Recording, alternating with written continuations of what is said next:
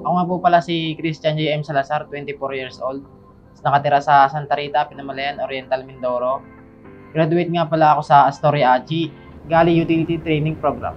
Nalaman ko nga pala yung Astoria Achi, Gali Utility Training Program dahil sa aking uncle kay Christian Belen. Sinabi niya na merong ganun na programa yung Astoria Achi. Tinanong niya ako kung gusto ko daw mag-training ng Gali Utility Training Program. At hindi na ako nagdalawang isip na i-grab yung opportunity na yun. As a Gali Utility, dishwasher ka, tapos assist ng mga chef, tapos setup ng mga kagamitan nila, ikaw yung maglilinis, flooring, map. Kung sa training naman, hindi naman ako nahirapan dun sa trabaho sa training. Na-challenge lang ako dun sa mga hindi ko pa alam na kagamitan, kung paano gamitin. Pero yung kung sa pagod naman, sanay naman din ako sa pagod ng trabaho. Kasi nga, dati ako nagko-construction, tapos pahinante, nag-company ako, tapos stockman. Nung naka-onboard na ako, nung during training ko, bali, pinagawa sa akin, na-assign ako sa pot wash. Ayun, madami yung inuhugasan, malalaki. Kailangan talaga mabilis ka para hindi ka matambakan. Tapos na-assign din ako sa dishwashing machine. Tapos nag-graveyard ako, nalaman ko yung mga chemical na nilalagay, kung ano yung mga panlinis. Nung nag-requirements na ako, medyo kinapos na yung mga magulang ko sa pagsuporta sa akin sa financial.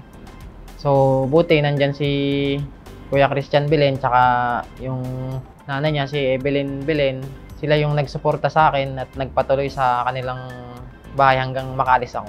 Yung vessel na nasakyan ko nga pala is Regent 7 Seas Splendor, 6-star hotel. Nung naka-onboard na ako, familiar na rin yung Gali Utility Training Program. Yun nga lang, syempre malaki na yung ginagalawan mo. And then yung kusina, moderno na. Pero yung same method ng pagtatrabaho, pares lang din sa Gali Utility Training Program.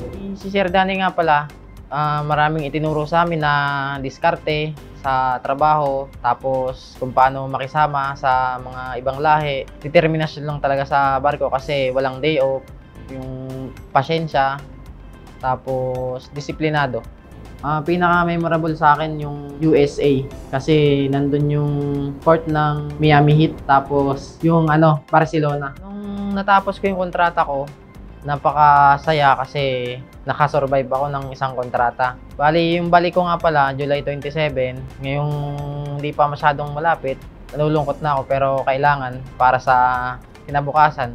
Nagpapasalamat din ako sa Astoria Achi dahil sa napakalaking oportunidad na ibinigay nila sa akin. Sabi ko lang sa future trainees natin, wag silang sumuko kaagad sa buhay kahit mahirap o kahit anumang pagsubok na dumaan, wag sumuko, maging matatag at higit sa lahat, madiskarte sa buhay.